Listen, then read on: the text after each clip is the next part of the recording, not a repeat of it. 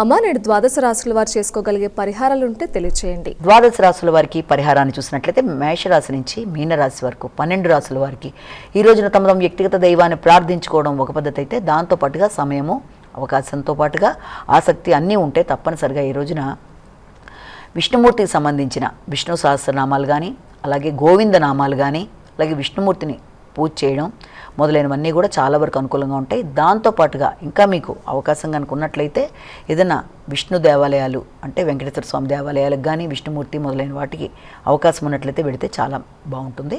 అయితే ఇప్పుడు దాకా మనం చెప్పుకున్న రాశి ఫలితాలన్నీ కేవలం ఒక వ్యక్తిని ఉద్దేశించి చెప్పలేదు కనుక, ఇది జనరల్గా చెప్పినావు కనుక అన్నీ తమకే వర్తిస్తాయని అనుకోకుండా ప్రతి వ్యక్తి ఇది చూసుకునేటప్పుడు తమ వ్యక్తిగత జాతకంతో కూడా కలిపి చూసుకుంటూ ముందుకు పెడుతున్నప్పుడు వ్యక్తిగత జాతకంలో కనుక నడిచే దశలో అంతర్దశలో అనుకూలంగా ఉన్నట్లయితే గోచారీత్యా ఎదురవుతున్న చిన్నపాటి ఇబ్బందుల్ని అధిగమించడం అనేది పెద్ద కష్టం కాదు. దానికి తగిన విధంగా మీ ఇష్టదైవాన్ని ప్రార్థించుకోవడం కానీ, లేకపోతే ఏ రోజు చెప్పిన ఈ రకమైన ఫలితాల్లో చెప్పే రెమెడీస్ ఏదైనా ఉంటే ఆ దేవ సందర్శన, లేకపోతే దాంతోపాటుగా మీరు ఏదైనా శ్లోకాలు చేసుకోవడం, లేకపోతే వినడం మొదలైనవి చేయడం బట్టి ఎలాంటి చిన్న సమస్యనైనా కూడా మీరు అధిగమించడానికి అవకాశం అనేది ఏర్పడుతుంది. ముఖ్యంగా కావాల్సింది భక్తి, శ్రద్ధ, ఆధ్యాత్మిక ఆలోచన, అనుసరణీయం అన్న విధానంలో ముందుకు వెళ్ళినట్లయితే అన్నీ అనుకూలంగా ఉంటాయని మనం భావించాలి.